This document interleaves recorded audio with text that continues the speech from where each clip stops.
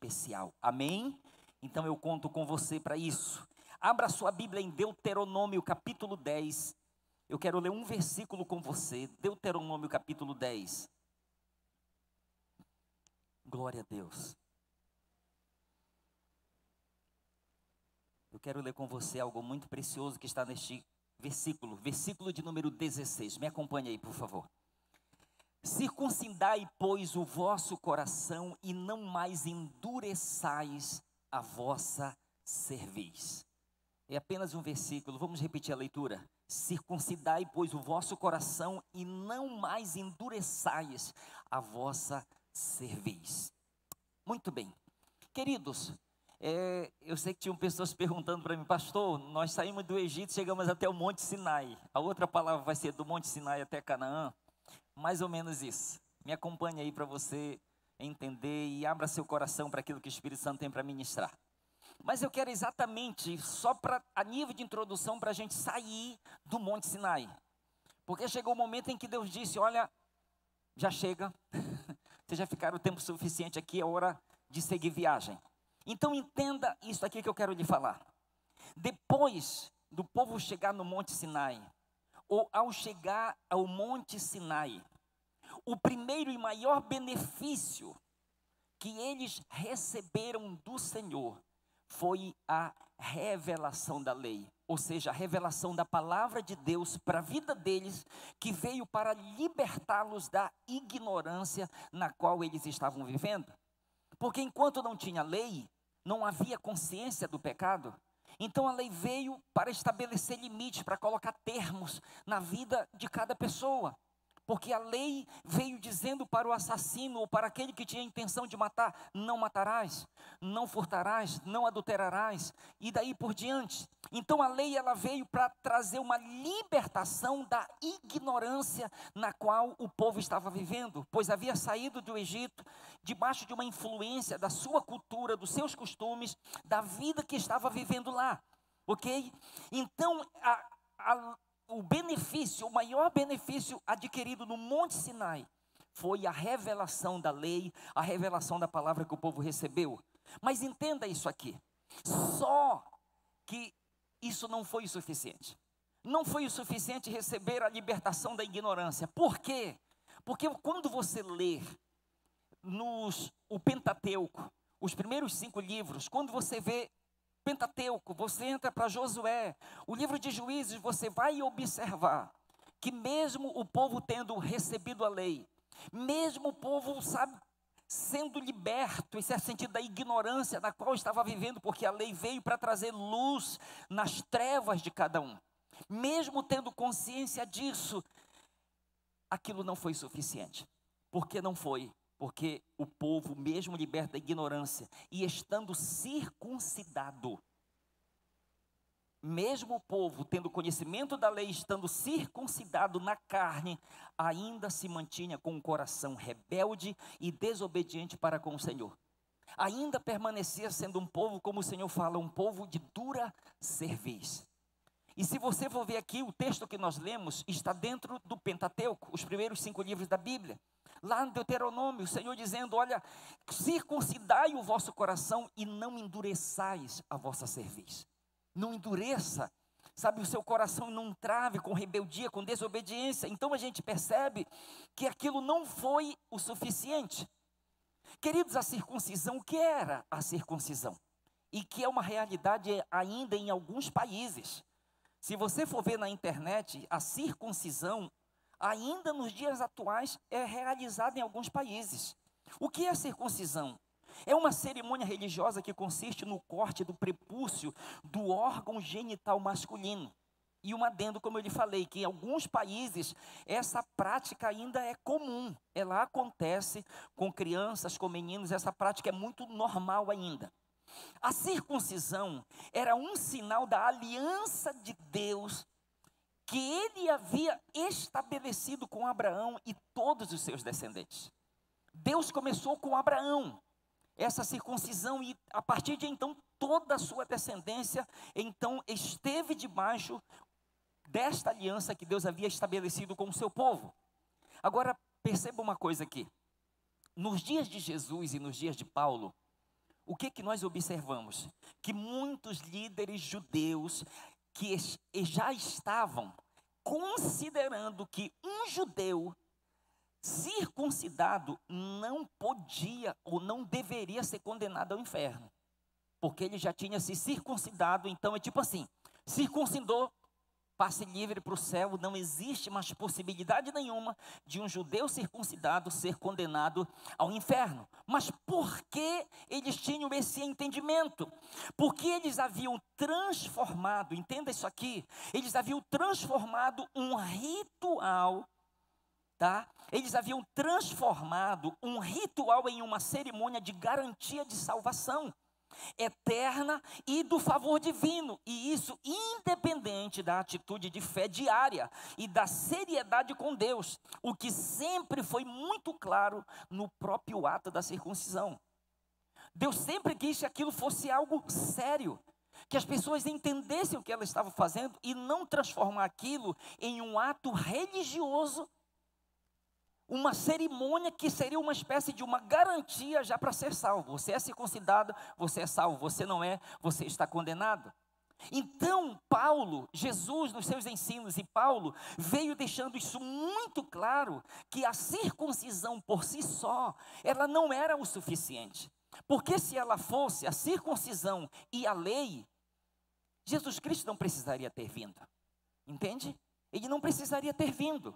Porque a circuncisão e a lei eram suficientes para garantir a salvação do ser humano. Então, nós percebemos que isso não é tudo. Quando nós olhamos para o Novo Testamento, nós entendemos que existe uma concordância com esses ensinos que foram repassados por intermédio de profetas que foram usados pelo Senhor. Por exemplo, Jeremias capítulo 9, versículo 25. Olha o que Jeremias fala da parte do Senhor. Eis que vem dias, diz o Senhor, em que castigarei a todos os circuncidados juntamente com os incircuncisos. Então você percebe que ninguém ficou de fora. Os circuncidados que se consideravam corretos serão castigados. E os incircuncisos também. Então o que ele revela aqui? Que a circuncisão, ela não tratou no coração. Ela tratou na carne, no órgão genital, mas não tratou no coração. Não mudou a dura cerviz que já existia no coração do povo. Então chegou o momento que Deus diz, olha, está chegando o dia em que eu vou castigar tantos os circuncidados como também os incircuncisos, aqueles que não foram circuncidados. Então quando nós olhamos para isso, nós percebemos que independente de ser ou não circuncidado na carne, a dura cerviz e a rebeldia tinha permanecido no coração do ser humano. Isto permaneceu, independente de ser ou não. Então Deus libera uma palavra aqui, porque o que é interessante, que está em Romanos capítulo 11, que Paulo ele diz assim, que Deus encerrou todos no pecado, para usar de misericórdia para com todos. Quando ele fala de todos, ele está falando de quê? Ele está falando de judeu e não judeu, de judeu e de gentil. Encerrou todos no pecado para que ele pudesse usar de misericórdia para com todos, para que todos pudessem ser alcançados pela misericórdia de Deus. Olha o que está escrito em Jeremias capítulo 4, versículo 4. Circuncidai-vos, pois, para o Senhor. Circuncidai-vos para o Senhor. Circuncidai o vosso coração, ó homem de Judá e moradores de Jerusalém, para que o meu furor não saia como fogo e arda, e não haja quem o apague por causa da malícia das vossas obras. Então Deus ele deixou muito claro isso. Muito claro, queridos, que apesar da, como eu lhe falei, a lei, ela vem trazer luz sobre as trevas do ser humano, sobre as áreas em que estava vivendo no pecado, na prática do erro, por ignorância. E Deus fazer uma aliança com Abraão e seus descendentes para que eles fossem circuncidados na carne. Isso não foi suficiente. E Deus, usando os seus profetas para chamar a atenção dos seus com relação à vida que ainda estavam vivendo. Na carta de Paulo aos Romanos, preste atenção nisso aqui.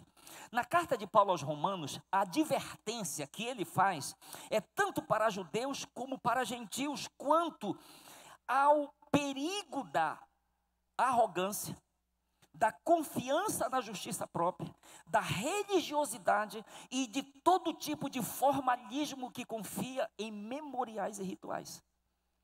Quando você lê a carta de Paulo lá começando, ele começa no capítulo 1, mas quando ele chega no capítulo 2, ele começa a tratar de uma forma muito clara, muito específica com relação a isso.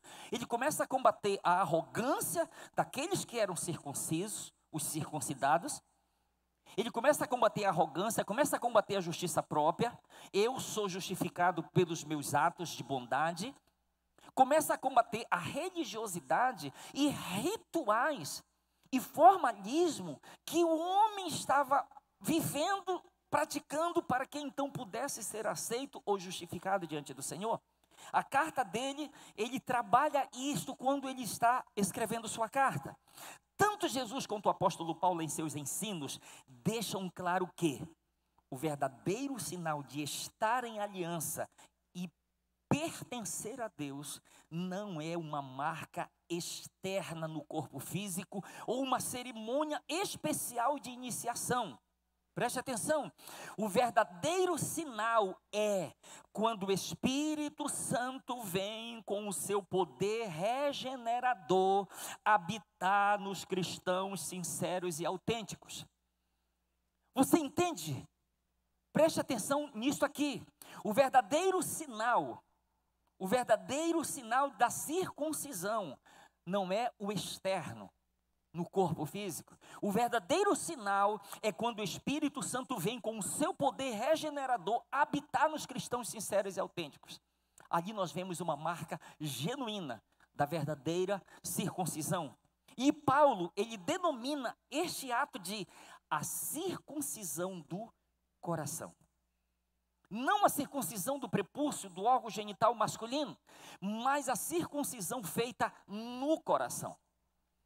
Por quê? Porque do coração procedem as fontes da vida. Jeremias, ele disse que enganoso é o coração, mais do que todas as coisas, desesperadamente corrupto, quem o conhecerá? Então ele fala de algo que vai além de uma circuncisão física, ele fala de uma obra no homem interior, no coração.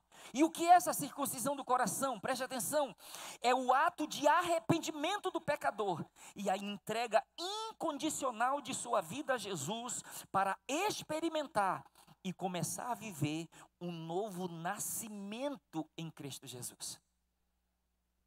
É isso que acontece, é dessa forma que se manifesta. Então a circuncisão do coração, vou repetir para você não esquecer, é um ato de arrependimento do pecador e a entrega incondicional de sua vida a Jesus Cristo para começar a experimentar e a viver um novo nascimento que lhe foi proposto na pessoa de Jesus Cristo. É aí que começa essa obra maravilhosa. O próprio Deus, guarde isso aqui, o próprio Deus prometeu isto através de Moisés. Deus usou Moisés para trazer essa promessa, e preste atenção, em que período foi? Foi ainda na dispensação da lei. Não foi no período da graça. Na dispensação da lei, Deus usou Moisés para declarar esta promessa para o seu povo. Deuteronômio capítulo 30, versículo 6. Olha o que está escrito, Deuteronômio 36. O Senhor teu Deus circuncidará o teu coração e o coração de tua descendência para amares o Senhor teu Deus de todo o teu coração e de toda a tua alma, para que vivas. Então preste atenção aqui, ao mesmo tempo que ele diz, circuncide o seu próprio coração. Mas isso acaba não sendo suficiente.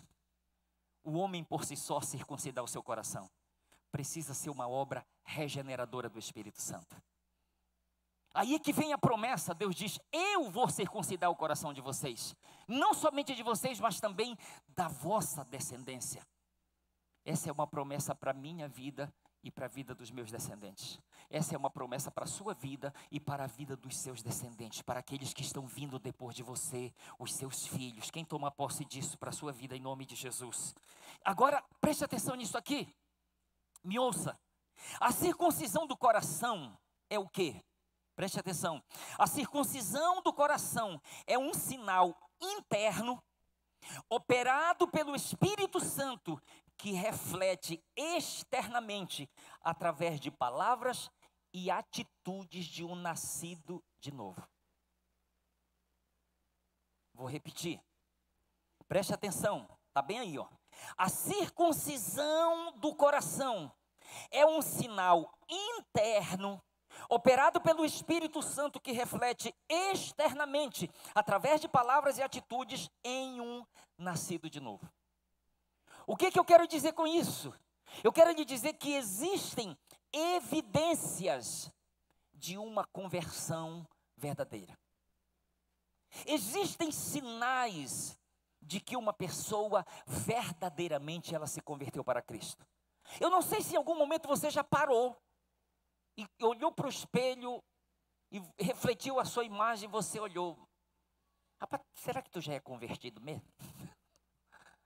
Tu já nasceu de novo mesmo ou tu está brincando? Não sei se você já perguntou, mas você sabe que às vezes é muito mais fácil a gente fazer? Olhar para alguém e dizer, rapaz, será que aquela pessoa já converteu mesmo? Será que o fulano é crente mesmo? Por que esses questionamentos? Guarde isso aqui. Porque existem evidências de uma conversão verdadeira. E eu quero falar com você um pouquinho a esse respeito. Entenda isso aqui que eu vou lhe dizer. Se você já nasceu de novo, se você já é uma nova criatura em Cristo, me ouça, o que iniciou no seu espírito, ou seja, no seu homem interior, precisa se manifestar em sua alma e em seu corpo. Caso contrário, não somente as pessoas, mas você mesmo vai chegar à conclusão de que ainda não nasceu de novo. Ou de que você ainda não se converteu verdadeiramente para Cristo. Porque preste atenção, a obra começa aqui dentro. Pastor, você tem alguma base na Bíblia para isso? Tenho. Olhe comigo na Bíblia, Mateus capítulo 3, versículos 12, 11 e 12. Mateus 3, 11 e 12, na tradução A Mensagem. Olha o que diz, João Batista. Eu batizo vocês aqui no rio para mudar essa velha vida na vida do reino. Mas o mais importante ainda está por vir. O protagonista deste drama, perante o qual sou apenas um figurante, acenderá a vida do reino em vocês, um fogo interior, o Espírito Santo dentro de vocês, operando a mudança de dentro para fora. Operando a mudança de dentro para fora. Ele vai limpar a casa, fará uma varredura completa na vida de vocês. Tudo que for autêntico será posto no lugar certo, na presença de Deus. O que for contrário à verdade será jogado fora com o lixo para ser queimado. Então entenda, quando a Bíblia diz, se alguém está em Cristo é uma nova criatura, essa obra aconteceu aonde? No Espírito. Mas se foi uma obra genuína e autêntica, vai começar a se manifestar. Porque ela é de dentro para fora. Porque ela é de dentro para fora. Ela vai se manifestar na alma, ela vai se manifestar no corpo, ela vai se manifestar através das palavras, ela vai se manifestar através das atitudes. Olha o que está em Romanos capítulo 12, versículos 1 e 2, na versão A Mensagem. Portanto, com a ajuda de Deus, quero que vocês façam o seguinte: entreguem a vida cotidiana, dormir, comer, trabalhar, passear, a Deus como se fosse uma oferta. Receber o que Deus fez por vocês é o melhor que podem fazer por Ele. Não se ajustem demais à sua cultura, a ponto de não poderem pensar mais. Em vez disso, concentrem a atenção em Deus. Vocês serão mudados de dentro para fora. Vou repetir para você que não entendeu. Vocês serão mudados de dentro para fora. Ele diz, descubram o que Ele quer de vocês e tratem de atendê-lo. Diferentemente da cultura dominante que sempre os arrasta para baixo, ao invés da imaturidade, Deus extrai o melhor de vocês e desenvolve em vocês uma verdadeira maturidade.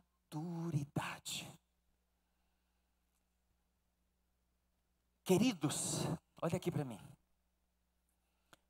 Filipenses capítulo 1, versículo 6, o apóstolo Paulo, ele libera uma palavra poderosa.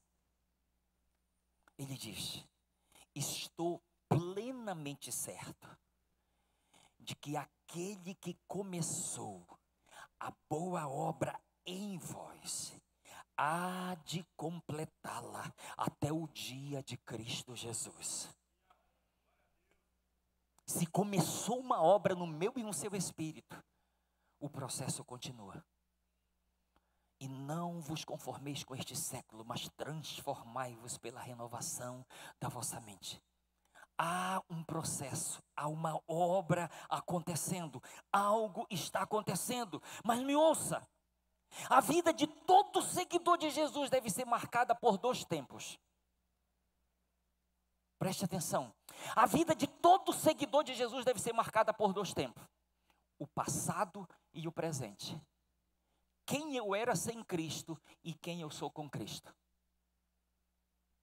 Infelizmente, a vida de alguns tem sido marcada diferente.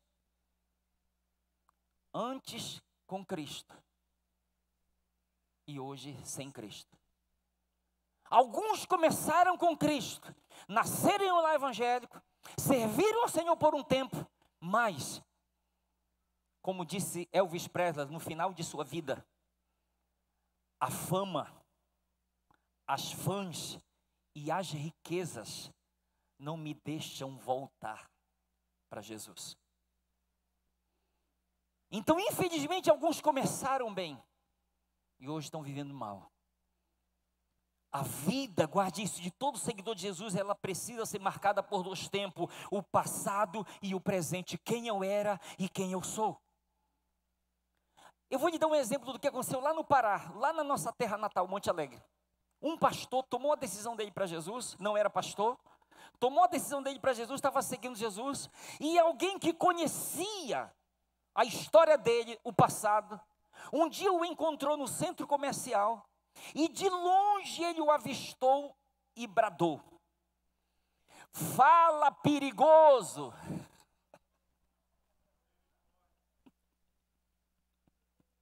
No meio de todo mundo, gritou alto: fala, perigoso! E o pastor olhou, o homem não era pastor ainda, prontamente retrucou e disse: eis perigoso.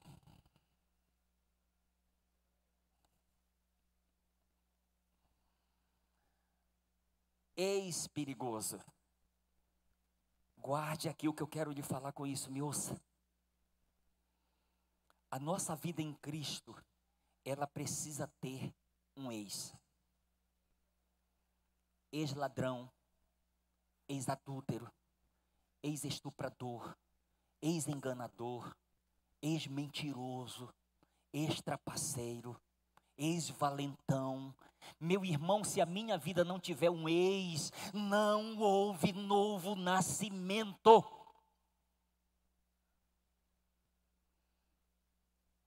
Entende? A minha vida, pelo fato de eu estar em Cristo, ela precisa ter um ex. Eu já fui perigoso, mas eu sou hoje um ex perigoso. Eu já fui adúltero, mas hoje eu sou um ex. Eu já fui assassino, mas hoje eu sou um ex. Eu já fui um traficante, mas hoje eu sou um ex. Por quê? A minha vida, ela teve um ponto central. Até aqui foi sem Cristo. Cristo entrou na minha história e eu comecei com Ele um novo tempo. Um novo tempo com Ele. Passou a ser diferente a partir dele. Porque se não tem nada diferente, trocou de religião. Entende? Se não tem nada diferente, trocou de religião, trocou de igreja. A nossa vida, ela precisa ser marcada dessa forma. Ela precisa ser marcada dessa maneira, queridos. Por quê? É porque eu sou bonzinho? Não.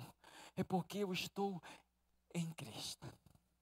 E se alguém está em Cristo, já não há condenação. Se alguém está em Cristo, é uma nova criatura. Se alguém está em Cristo, ele já começa a exalar o bom perfume de Cristo. Só quem está me entendendo, diga amém. Pastor, me dá um exemplo disso aí, dou na hora. Gálatas capítulo 1, versículo de 20 a 24. Me acompanha aí, Gálatas capítulo 1, do versículo 20 até o 24. Olha o que Paulo diz: diante de Deus, estou falando a pura verdade. Então, comecei o meu ministério nas regiões da Síria e da Cilícia. Mesmo depois de todo aquele tempo, ainda não era conhecido nas igrejas cristãs da Judeia. O que sabiam de mim era apenas isto: aquele homem que antes nos perseguia, agora está pregando a mesma mensagem que tentou destruir. E como eles agradeceram a Deus e o adoraram por minha causa. Dois tempos, o passado e o presente. Aquele que antes era um perseguidor, que antes procurava destruir a fé cristã, agora ele está pregando a fé que outrora procurava destruir. Ele é uma nova pessoa em Cristo Jesus. Ele teve um encontro com Cristo. Ele é uma nova pessoa em Cristo. 1 Tessalonicenses 1:9. É um outro testemunho que Paulo dá aqui, 1 Tessalonicenses 1:9. Pois eles mesmos, no tocante a nós, proclamam que percussão teve o nosso ingresso no vosso meio, e como, deixando os ídolos, vos convertestes a Deus, para servirdes o Deus vivo e verdadeiro. A palavra, o verbo deixar no grego aqui é separar uma parte da outra. Deixar, deixando, separando uma parte da outra. Deixando os ídolos, vos converteste para o Deus vivo e verdadeiro. E converter, a palavra converter aqui é tornar para o louvor do verdadeiro Deus, fazer retornar, voltar ao amor e obediência a Deus.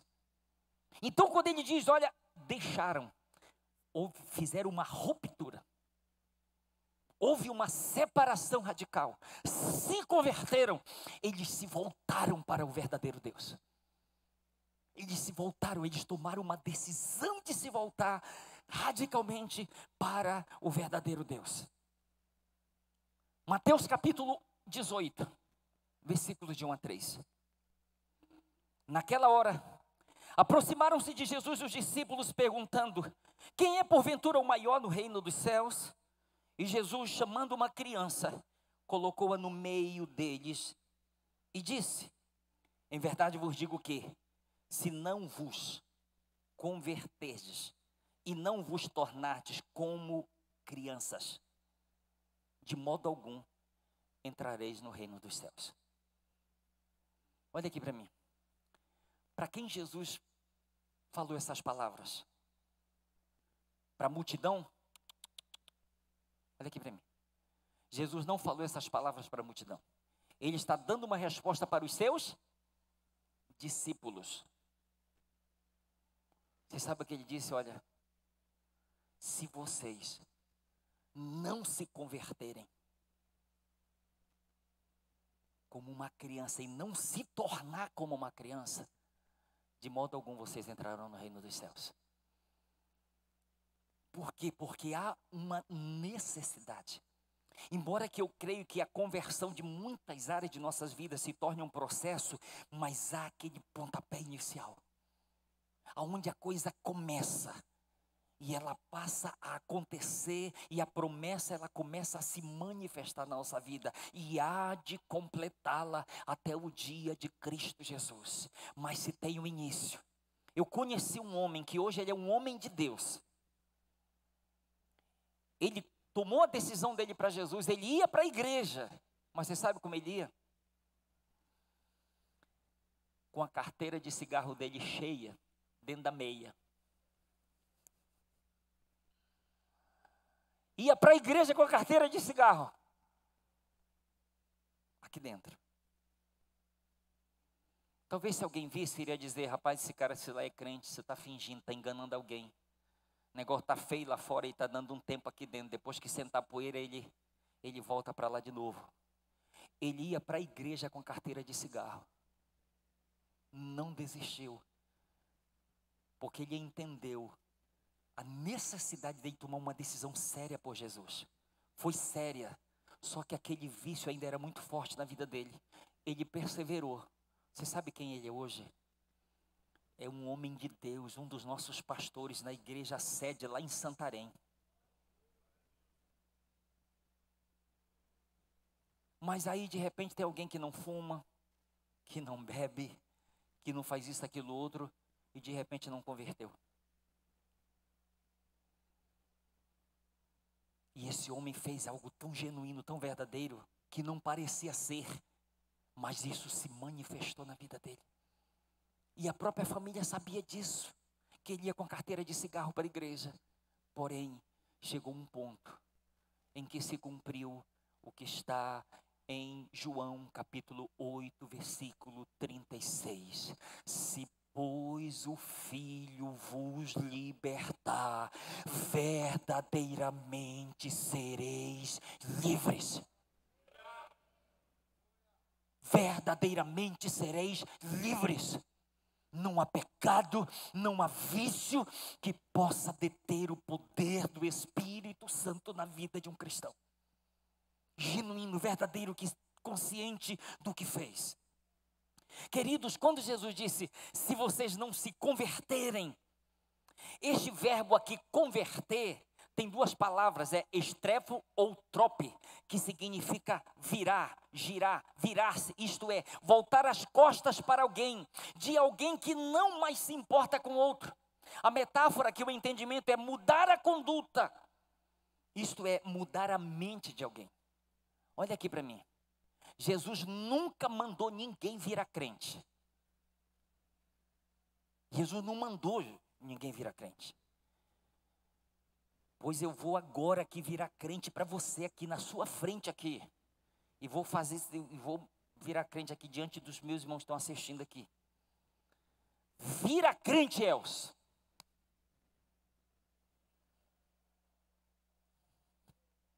Eu sou crente, eu estou virando crente. Você entendeu?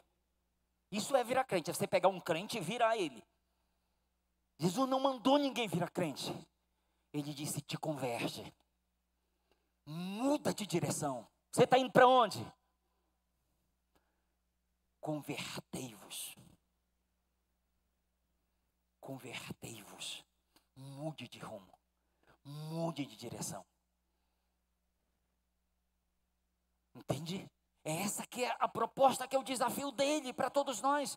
E quando ele diz converter, e ele diz e se tornar como uma criança, a palavra que é ginomai, que significa tornar-se, isto é, vir a existir, começar a ser, receber a vida, tornar-se, acontecer.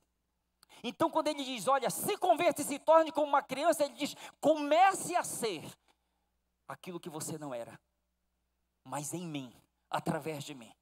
Comece a ser o que você nunca foi.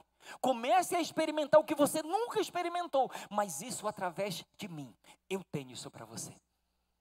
Se converta e se torne.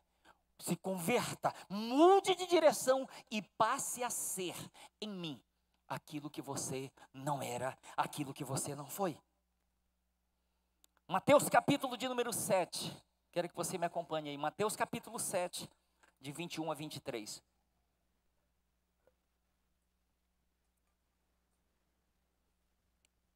Nem todo que me diz Senhor, Senhor, entrará no reino dos céus, mas aquele que faz a vontade de meu Pai que está nos céus.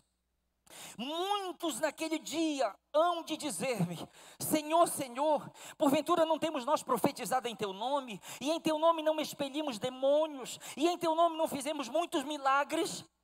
Então lhes direi explicitamente, nunca vos conheci. Apartai-vos de mim, os que praticais a iniquidade. Olha aqui para mim, escute aqui. Entenda essa palavra aqui. Jesus vai dizer para alguns, se apartem de mim. Porque vocês ainda praticam a iniquidade.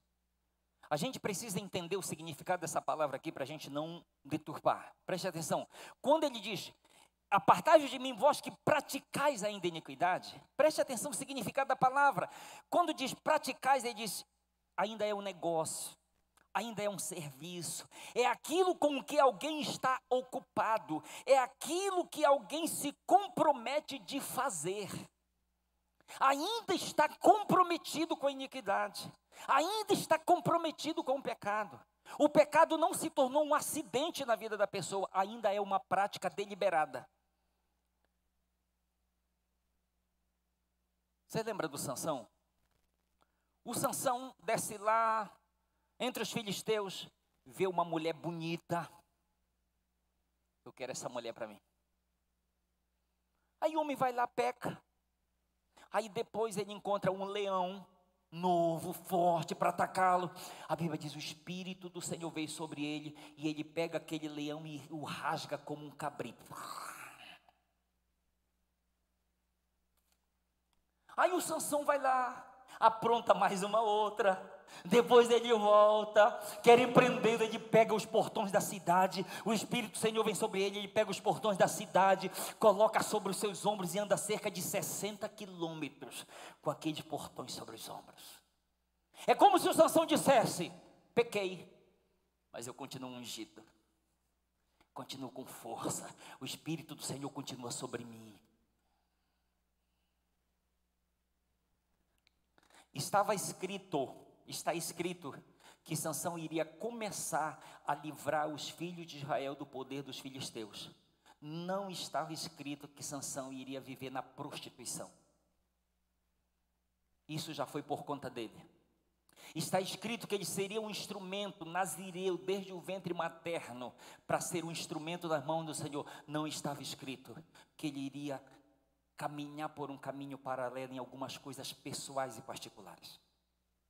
Então, queridos, preste atenção nisso aqui. Quando ele diz, apartai-vos de mim, vós que praticais a iniquidade, é alguém que ainda está vivendo, ainda faz parte da vida da pessoa.